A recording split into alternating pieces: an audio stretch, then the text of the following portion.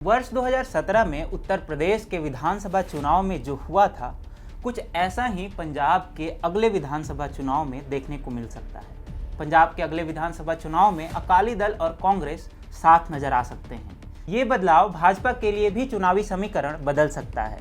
TFI पर आपका स्वागत है। मैं अभिनव आज आपको बताने जा रहा हूँ कि कैसे पंजाब में भाजपा के लिए जीत और आसान होने वाली है, और इसी के साथ हमारी भविष्यवाणी भी सत्य होती दिखाई दे रही है। पंजाब में कांग्रेस के आंतरिक गतिरोध के बाद अब कथित रूप से मामला शांत हो गया है, किंतु इससे वर्ष 2022 के विधानसभा चुनावों से पहले राज्य की राजनीति जटिल हो गई है। कैप्टन और सिद्धू की लड़ाई के कथित विराम के बाद कांग्रेस पंजाब में बिखरी हुई है। ऐसे में कांग्रेस के अलावा शिरोमणि अकाली दल को भी पता है कि वो इन विधानसभा चुनाव में कोई खास प्रदर्शन नहीं कर पाएंगी, जिससे बीजेपी को राज्य में फायदा हो सकता है। TFI पहले ही बीजेपी की संभावित जीत की भविष्यवाणी कर चुका है। ऐसे में प्रधानमंत्री नरेंद्र मोदी के विरोध के नाम पर एकत्र हो रहे विपक्षी नेताओं में कांग्रेस और अकाली दल भी साथ आ गए हैं। पंजाब की राजनीति के इतर दोनों का साथ आना ये संकेत देता है कि कांग्रेस एवं अकाली दल पंजाब में विधानसभा चुनाव में गठबंधन कर सकते हैं, जो कि बीजेपी के लिए लाभ का काम कर सकता है। कांग्रेस का कहना है कि पार्टी में कैप्टन अमरिंदर सिंह एवं नवजोत सिंह सिद्धू के बीच जो झगड़ा चल रहा है वो अब पूर्णतः समाप्त हो चुका है। ऐसे में अब कांग्रेस पार्टी राज्य में विधानसभा चुनाव लड़ने का दावा ठोक रही है, लेकिन आंतरिक तौर पर पार्टी यह जानती है कि राज्य में उसकी स्थिति कमजोर है। ठीक इसी तरह अकाली दल की स्थिति भी राजनीतिक रूप से डवाडोल ही है, जिसके चलते शिरोमणि अकाली दल ने BSP के साथ गठबंधन किया है। लेकिन इन दोनों ही दलों को बीजेपी से सबसे अधिक डर है, क्योंकि बीजेपी ने चुनाव जीतने पर पहली बार पंजाब में नॉन जाट दलित सिख मुख्यमंत्री बनाने की बात कही है। इन सबसे इतर कांग्रेस का केंद्रीय नेतृत्व 18 विपक्षी नेताओं के साथ बैठक कर PM मोदी के सामने विपक्षी एकता का दांव खेल रहा है। कांग्रेस की अंतरिम अध्यक्षा सोनिया गांधी एक वर्चुअल बैठक भी कर रही हैं। पंजाब की राजनीति में इसका महत्व ये है कि कांग्रेस ने इस बैठक में शिरोमणि अकाली दल को नहीं बुलाया, फिर भी अकाली दल इस बैठक में जाने को आतुर है। पार्टी की ओर से इस बात की पुष्टि की गई है कि हम बैठक में हिस्सा लेंगे। ये रवैया दर्शाता है कि कांग्रेस के प्रति वो नर्म है। इससे पहले भी जब कांग्रेस नेता कपिल सिब्बल ने डिनर का आयोजन किया था तो उसमें अकाली नेता शामिल हुए थे, एवं राहुल गांधी द्वारा निकाले गए मार्च में भी अकाली नेता मौजूद थे। ऐसे में अकाली दल को लेकर यह स्पष्ट कहा जा सकता है कि अब NDA के बाद अपने राजनीतिक महत्व को जीवित रखने के लिए कांग्रेस से गठबंधन कर सकती है, जिसकी रूपरेखा कांग्रेस का केंद्रीय शीर्ष नेतृत्व के हाथों लिखी जा सकती है।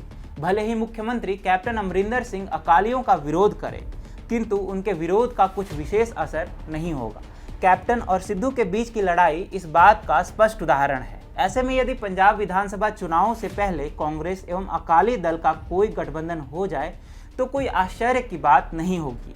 हालांकि ये बीजेपी के लिए एक सकारात्मक पहलू हो सकता है। ये तो तय है कि पंजाब में सिख मतदाताओं का वोट बटेगा। एक तरफ प्रकाश सिंह बादल जैसे बड़े लोकप्रिय नेता हैं तो दूसरी तरफ कैप्टन अमरिंदर सिंह।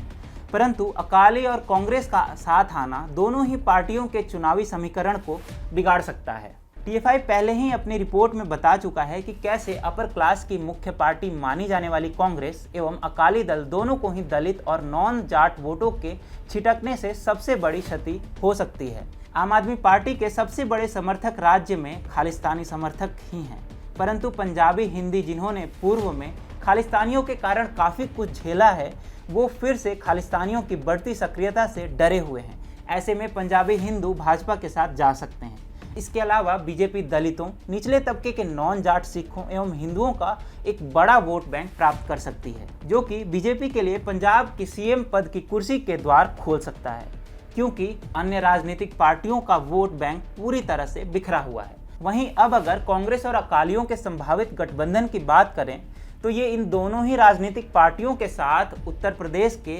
2019 लोकसभा चुनावों की स्थिति हो सकती है।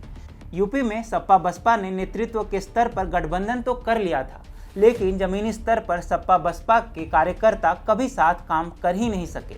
इसका नतीजा ये हुआ कि बीजेपी को लोकसभा चुनाव में पुनः बड़ा लाभ हुआ, जिसकी उम्मीद किसी को भी नहीं थी। अब यूपी जैसी स्थिति पंजाब में भी बन रही है, जिसके अनुसार कांग्रेस तथा अकालियों का हाल सपा और बसपा जैसा ही हो सकता है। इसके पीछे का कारण ये है कि भले ही नेतृत्व के स्तर पर कांग्रेस और अकाली गठबंधन कर लें, किंतु जमीनी स्तर पर अकाली एवं कांग्रेस के कार्यकर्ता एक दूसरे के कट्टर विरोधी हैं। ऐसे में संभव है कि कांग्रेस एवं अकालियों का गठबंधन एक फ्लॉप शो में बदल जाएगा, क्योंकि एक दूसरे का वोट ट्रांसफर होने की बात से विपरीत दोनों का वोट बैंक बिखर सकता है। इसके अलावा कांग्रेस से वो मतदाता भी नाराज हो जाएंगे जिन्होंने अकाली दल से छुटकारा पाने के लिए कांग्रेस को वोट दिया था।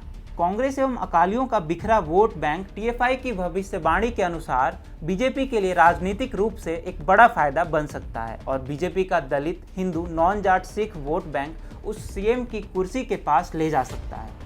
इतना ही नहीं, हाल ही में मोदी सरकार द्वारा मेडिकल क्षेत्र का आरक्षण और राज्यों को ओबीसी जातियां स्वयं तय करने की छूट भी पंजाब में पार्टी के लिए सकारात्मक हो सकती है।